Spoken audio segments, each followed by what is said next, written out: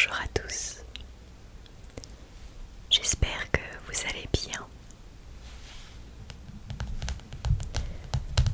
Dans la lecture de ce soir, je vous propose la découverte du livre Le Quidditch à travers les âges de Kenilworthy Whipps.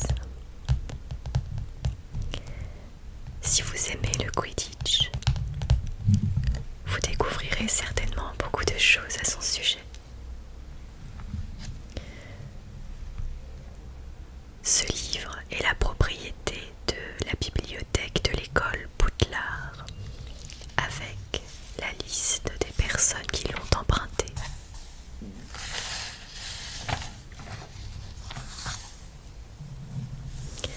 Ici, nous avons la critique du livre par Rita Skeeter.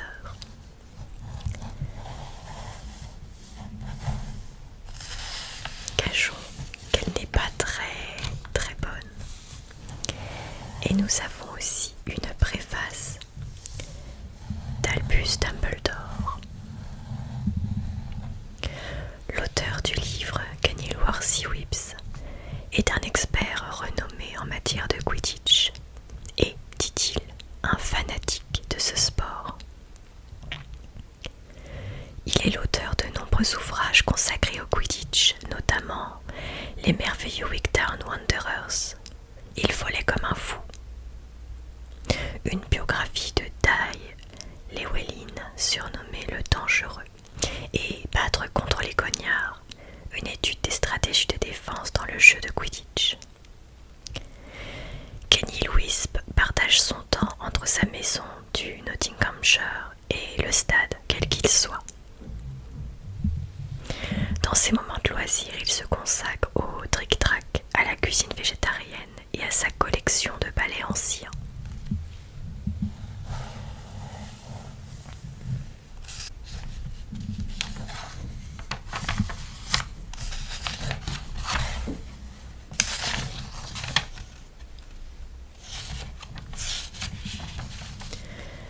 Chapitre 1.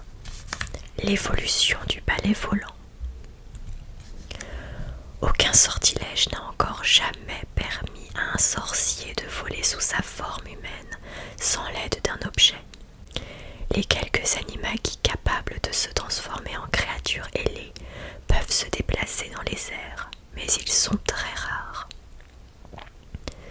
Les sorcières ou sorciers qui se métamorphosent en chauve-souris ont certes la faculté de s'envoler à leur guise, mais n'ayant plus alors qu'un cerveau de chauve-souris, ils oublient la destination qu'ils s'étaient fixée au moment même où ils déploient les ailes.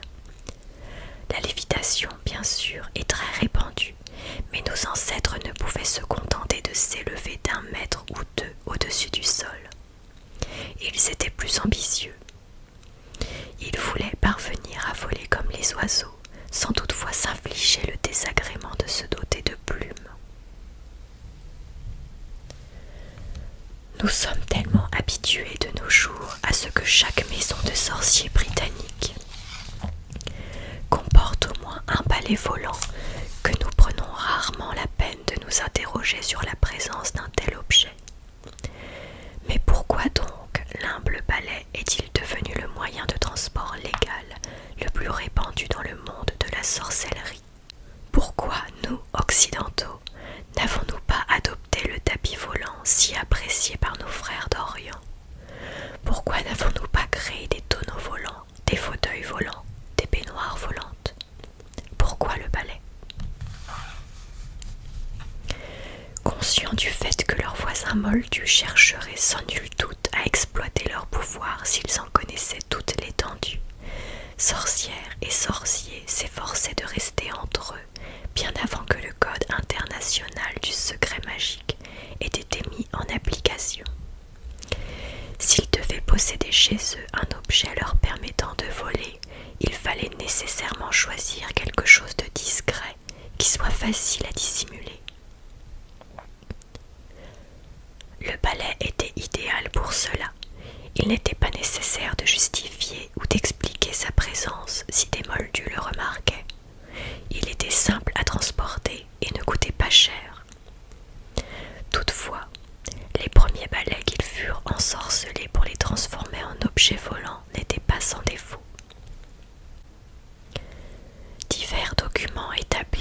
les sorcières et les sorciers d'Europe utilisaient déjà des balais volants en l'an 962 de notre ère. Une enluminure d'un manuscrit allemand de l'époque représente 3 sorciers descendant de leur balai, avec une expression qui trahit un immense inconfort. Guthrie-Locrin, un sorcier écossais, parle dans un écrit datant de 1107 de fesses hérissées d'échardes ainsi que de cuisantes douleurs au fondement, à la suite d'un bref voyage sur un balai volant entre Montrose et Arbroath. Un balai médiéval que l'on peut voir au musée du Quidditch de Londres nous permet d'avoir une idée précise des désagréments subis par Locrin, voir figure A. Constitué d'un épais manche en bois de frêne noueux, sans la moindre couche de vernis et de brindilles, de noisetiers grossièrement noués à une extrémité, il est totalement dépourvu de confort et d'aérodynamisme. Les sortilèges dont il est doté sont également rudimentaires. Il ne se déplace que vers l'avant à une vitesse constante et ne peut rien faire d'autre que monter, descendre et s'arrêter. À cette époque, les familles de sorciers fabriquaient elles-mêmes leurs propres balais, ce qui explique les différences considérables de vitesse, de confort et de maniabilité qu'ils présentaient. Au XIIe siècle, cependant, les sorciers avaient appris à pratiquer le troc, si bien qu'un fabricant de balais plus habile que les autres pouvait les échanger contre les potions qu'un voisin préparait. Mieux que lui. Lorsque les balais furent devenus plus confortables, on commença à les utiliser pour le plaisir de voler, plutôt que comme un simple moyen de transport permettant de se rendre d'un point à un autre. Et nous avons la figure A du balai très inconfortable, et on comprend pourquoi. Chapitre 2. Les anciens jeux de balai. Les sports joués sur des balais volants sont apparus dès que les balais furent suffisamment perfectionnés pour permettre de prendre des virages serrés et de modifier la vitesse et l'altitude du vol. Des gravures et des écrits anciens nous donnent un aperçu des jeux que pratiquaient nos ancêtres. Certains de ces jeux ont disparu, d'autres ont survécu ou ont évolué sous la forme que nous connaissons aujourd'hui. La course annuelle de balai disputée en Suède remonte au Xe siècle. Les concurrents doivent voler de Kopparberg à Arjeplog sur une distance de près de 500 km. L'itinéraire de l'épreuve traverse une réserve de dragons et le trophée d'argent remis au vainqueur représente un Suédois à museau court. De nos jours, cette manifestation est mondialement connue et des sorciers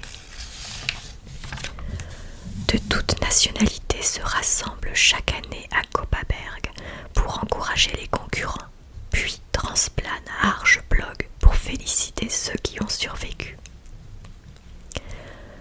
Le célèbre tableau Gunther der Gewaltige ist der Gewinner, Gunther le violent et le vainqueur, qui date de 1105, montre l'ancien jeu allemand connu sous le nom de Stichstock.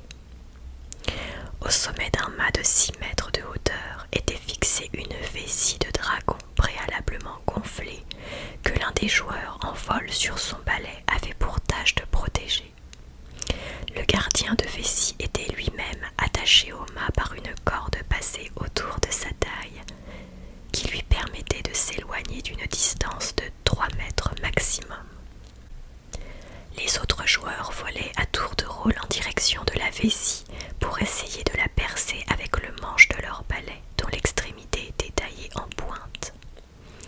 Le gardien de vessie était autorisé à se servir de sa baguette magique pour repousser les attaques de ses adversaires. La partie finissait lorsque la vessie était percée ou que son gardien avait réussi à éliminer tous les adversaires en leur jetant des sorts.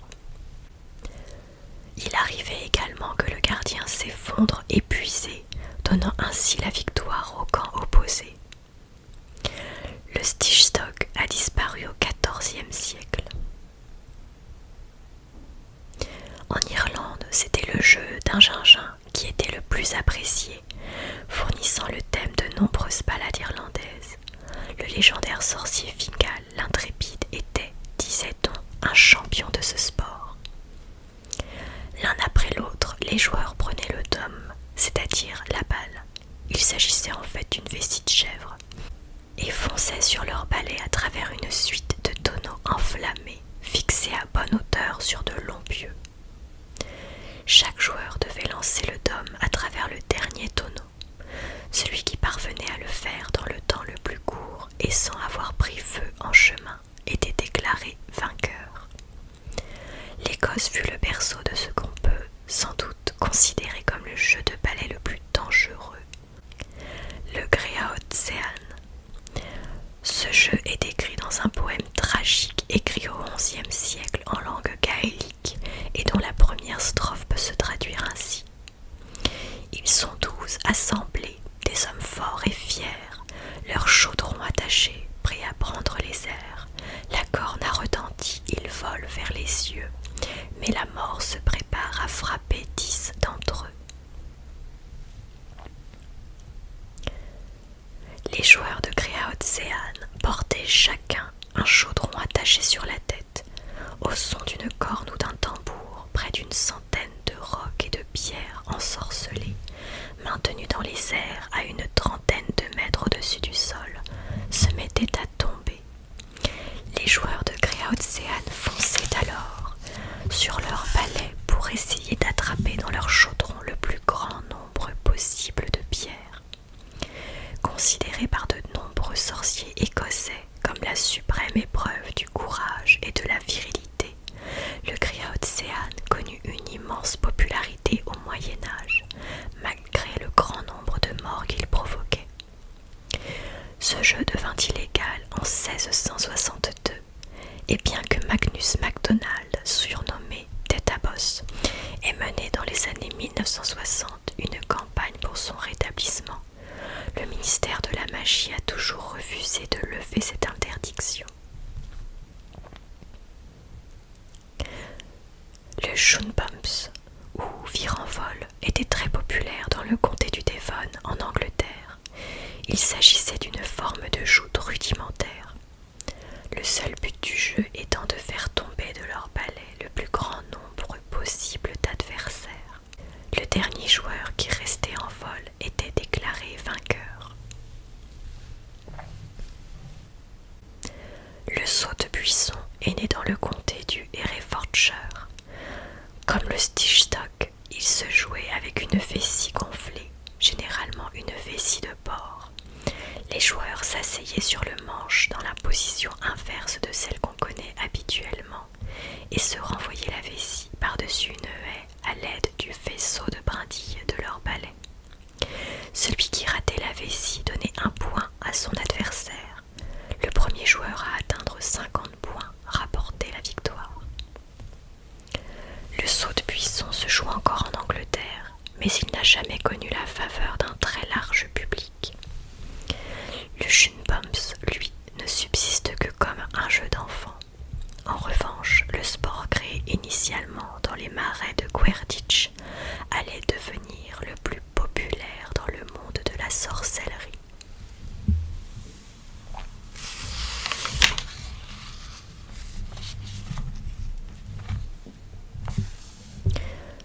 Chapitre 3. Le jeu des marais de Quidditch. Nous devons notre connaissance de l'origine des règles du Quidditch aux écrits de Gertie Keddle, une sorcière qui vivait au XIe siècle en bordure des marais de Quidditch.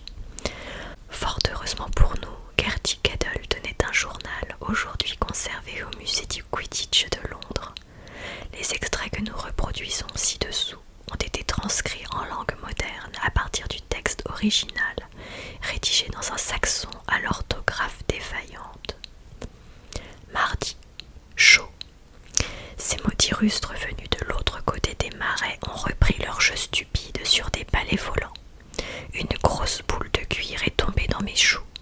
J'ai été force maléfice à l'homme qui courait la reprendre. Je voulais lui mettre les genoux à l'envers et l'envoyer dans les nuées, ce gros pourceau velu. Mardi, humide.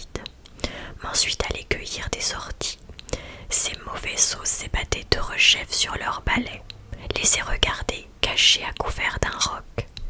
Ils ont une nouvelle boule qu'ils lancent les uns aux autres et se démènent tels démons en furie pour la jeter sur les arbres aux deux bouts des marais.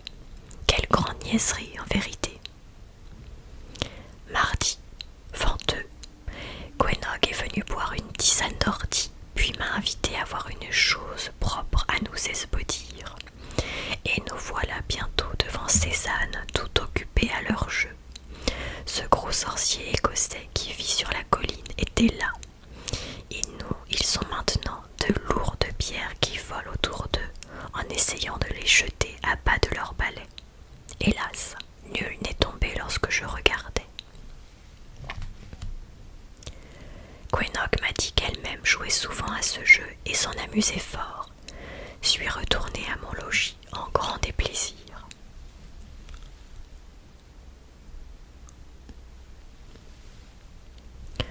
En dehors du fait qu'elle ne connaissait qu'un seul jour de la semaine, ces extraits nous en apprennent beaucoup plus long que n'aurait pu le penser Gertie Keddle. Tout d'abord, la balle qu'elle voit atterrir parmi ses joues était en cuir.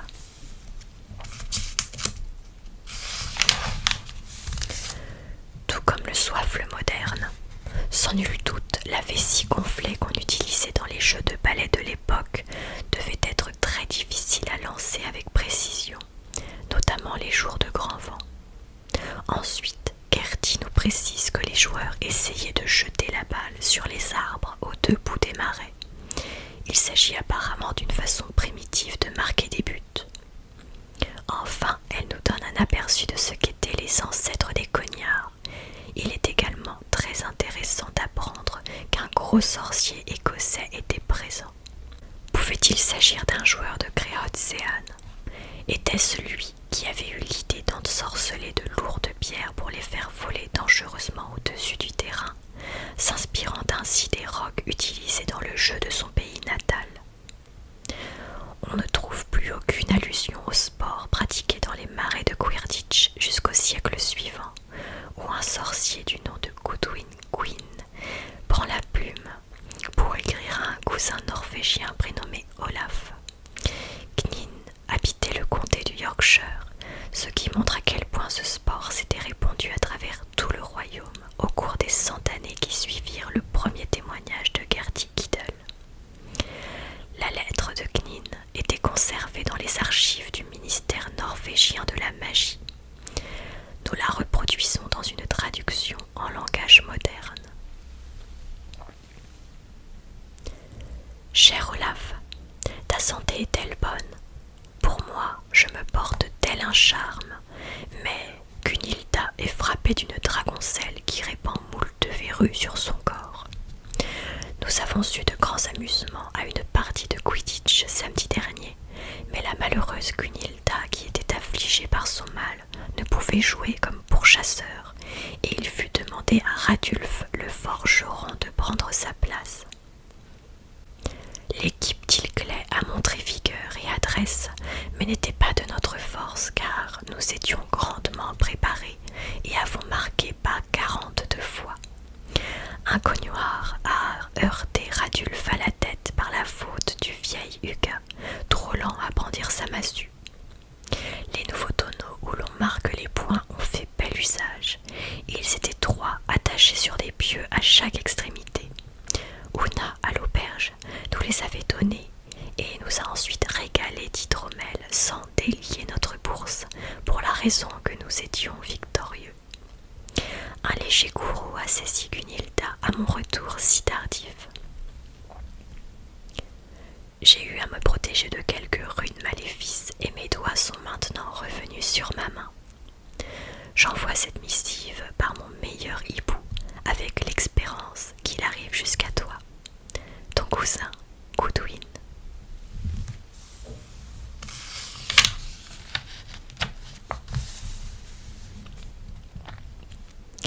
Nous voyons ainsi comment le jeu a progressé en un siècle. Normalement, il était prévu que l'épouse de Goodwin joue au poste de pourchasseur, sans doute l'ancien terme qui désignait le poursuiveur. Le cognoir, devenu cognard, qui frappa Radulf le forgeron, aurait dû être détourné par Huga. Le jouait de toute évidence au poste de batteur, puisqu'il était équipé d'une massue. Les buts ne sont plus constitués par des arbres, mais par des tonneaux fixés par des pieux.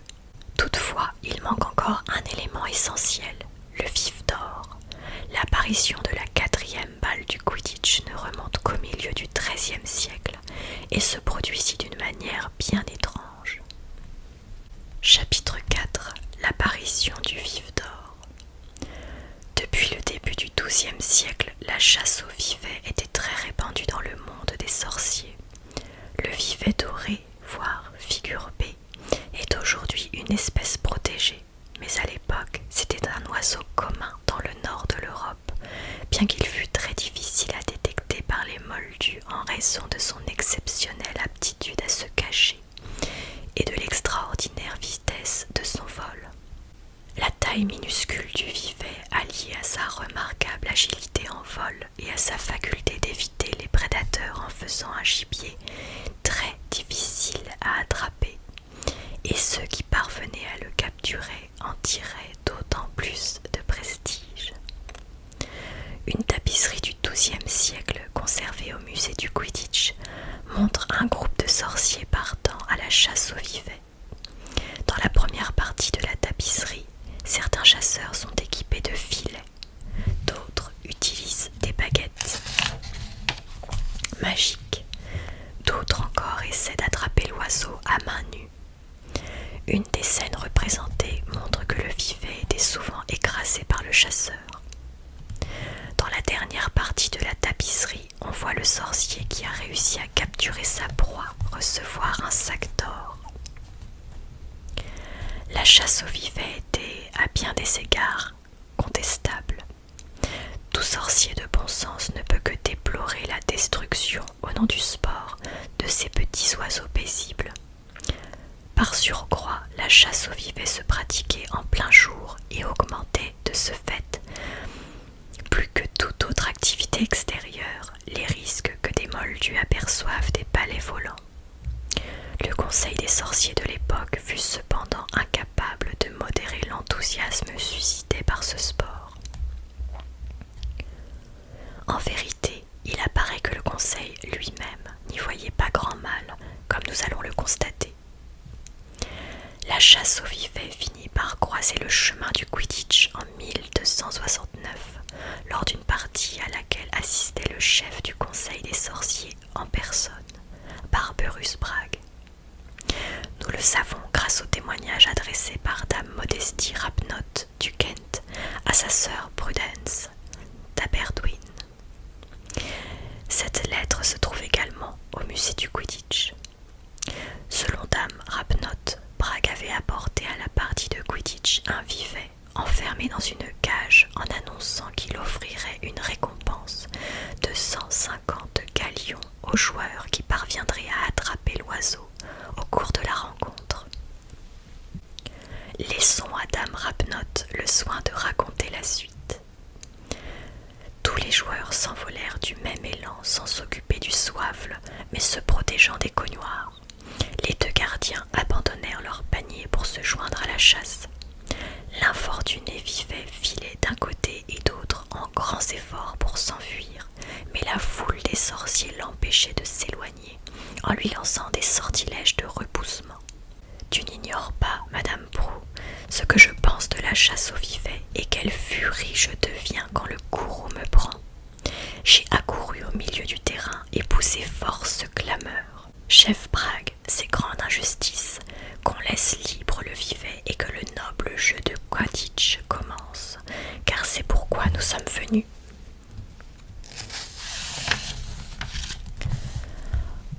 Or, voici que cette brute me répond d'un grand rire et lance sur moi la cage vide. Ma bonne Prou, la fureur m'a fait voir rouge, et ce rouge-là était très vif, si tu m'en crois. Alors que le malheureux vivet volait vers moi, j'ai jeté un sortilège d'attraction. Tu sais comme je suis habile en cette matière. Il était facile pour moi d'atteindre ma cible, puisque je n'étais pas sur mon balai à cet instant. Le petit oiseau s'est précipité dans ma main, et je l'ai abrité dans ma robe, et j'ai couru comme une diablesse. Ils m'ont attrapé, j'eusse échappé à la foule et relâché le vivet. Le chef Bragg en a été saisi de rage, et j'ai bien cru finir en crapaud, ou pis. Mais par grande chance, ses conseillers l'ont ramené à la raison, et j'ai dû payer 10 galions pour avoir été cause de tant d'émoi. Bien sûr, je n'ai jamais possédé des galions de ma vie, et j'ai été privé de ma maison pour prix de ma dette. Je viendrai bientôt habiter sous ton toit. Par chance, ils n'ont pas pris l'hippogriffe. Et je puis te dire, ma bonne proue, que je n'aurais pas choisi le chef Bragg si le droit d'élire m'avait été donné. Ta sœur qui t'aime, Modestie. Le geste courageux de dame Rabnotte a sans doute sauvé un vivet, mais elle ne pouvait les sauver tous. L'idée que le chef Bragg avait eue ce jour-là allait changer à jamais la nature du Quidditch. Des vivets dorés furent bientôt lâchés au début de toutes les parties de Quidditch, un joueur de chaque équipe, le chasseur, ayant pour unique tâche de l'attraper. Lorsque l'oiseau était tué, la partie prenait fin, et l'équipe du chasseur victorieux se voyait attribuer 150 points supplémentaires en souvenir des 150 galions promis par le chef Bragg. La foule des spectateurs se chargeait d'empêcher le vivet de sortir des limites du terrain en utilisant les sortilèges de repoussement mentionnés par dame Rabnotte. Vers le milieu du siècle suivant, cependant, le nombre des vivets dorés avait tant diminué que le conseil des sorciers que dirigeait alors Elfrida Clegg, dont l'esprit était beaucoup plus éclairé, en fit une espèce protégée, interdisant tout à la fois de le tuer et de l'utiliser lors des parties de Quidditch. Une réserve de vivets fut créée dans le comté du Somerset, à laquelle on donna le nom de Modestie Rabnotte. Et l'on chercha alors frénétiquement un substitut à l'oiseau pour pouvoir continuer à jouer au Quidditch comme auparavant. L'invention du vif d'or est attribuée à un sorcier du nom de Bowman Wright de Godric's Hollow, tandis que, à travers tout le pays, les équipes de Quidditch cherchaient des oiseaux de substitution. Wright, qui était un habile ensorceleur de métaux, entreprit de créer une balle imitant le comportement et la façon de voler du vivet d'or. Ses efforts furent couronnés de succès, comme en témoignent les nombreux rouleaux de parchemin qu'il laissa à sa mort, aujourd'hui propriété d'un collectionneur privé, et qui contenait la liste des commandes reçues de tout le pays. Le vif d'or, ainsi que Bowman appela son invention, était une balle de la taille d'une noix qui pesait exactement le même poids qu'un vivet. Ses ailes d'argent étaient équipées de jointures rotatives qui imitaient les articulations de l'oiseau et lui permettaient de changer de direction avec la même vitesse fulgurante et la même précision que son modèle vivant. À la différence du vivet, toutefois, le vif d'or avait été ensorcelé de telle sorte qu'il ne puisse dépasser les limites du terrain. On peut affirmer que l'introduction du vif d'or a marqué la fin du processus d'évolution commencé 300 ans plus tôt dans les marais du Quidditch. Ce fut la véritable naissance du Quidditch. Et voilà, je pense que nous allons nous arrêter là pour cette lecture. Il en reste encore beaucoup, comme vous voyez. Mais si vous voulez la suite, je vous suggère d'acheter le livre. D'autant plus que pour chaque livre vendu, une somme de 2,74 € est reversée à l'association Comic Relief. Vous faites donc une bonne action en achetant ce livre, en plus de devenir incollable sur le sujet.